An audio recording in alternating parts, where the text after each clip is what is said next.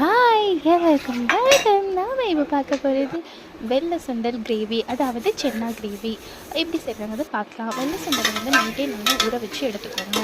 ஊற வச்சு எடுத்துகிட்டு மார்னிங் அதை குக்கரில் கொஞ்சம் எண்ணெய் ஊற்றி வல்லாரி வெங்காயத்தை நீளமாக நறுக்கி அது சோம்பு கறிவேப்பிலை இதெல்லாம் போட்டு நல்லா வதக்கிக்கோங்க. நல்லா வதக்கினதுக்கப்புறம் மிக்ஸி ஜாரில் சின்ன வெங்காயம், இஞ்சி, பூண்டு இதெல்லாம் போட்டு நல்லா மிக்சியில் நல்லா அரைச்சிக்கோங்க.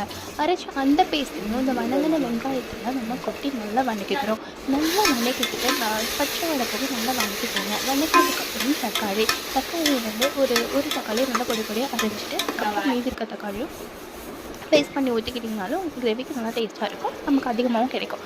அதையும் போட்டு நல்லா வதக்கிக்கோங்க. நல்லா பச்சை வடை வதக்கினதுக்கப்புறம் நம்ம வச்சுருக்க பொடி சின்ன கிரேவி பொடி வந்து சின்ன அது விற்கிது, அது போட்டிங்கன்னா ரொம்ப டேஸ்ட்டாக இருக்கும். வீட்டில் இருக்க நார்மலாக போட்டாலும் ரொம்ப டேஸ்ட்டாக தான் இருக்கும். ட்ரை பண்ணி பாருங்கள். நான் வந்து வீட்டில் இருக்கிறது தான் போட்டிருக்கேன்.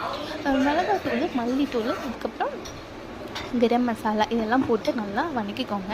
வதக்கினதுக்கப்புறம் இந்த சென்னா இருக்குது பார்த்திங்கன்னா, ஊற வச்சுருக்கோம், அதையும் போட்டு நல்லா வதக்கிட்டு தண்ணி ஊற்றி நம்ம வந்து தேங்காய் பேஸ்ட் அரைச்சி ஊற்றணும். தேங்காய் பேஸ்ட்டும் அரைச்சி ஊற்றி குக்கரில் போட்டு 4-5 நிமிஷம் நல்லா விட்டு வெந்து எடுத்துட்டு மல்லித்தலையை வந்து கழுவி அதையும் போட்டு நல்லா மிக்ஸ் பண்ணி பார்த்திங்கன்னா டேஸ்டியான ஒரு சின்ன கிரேவி தயார்.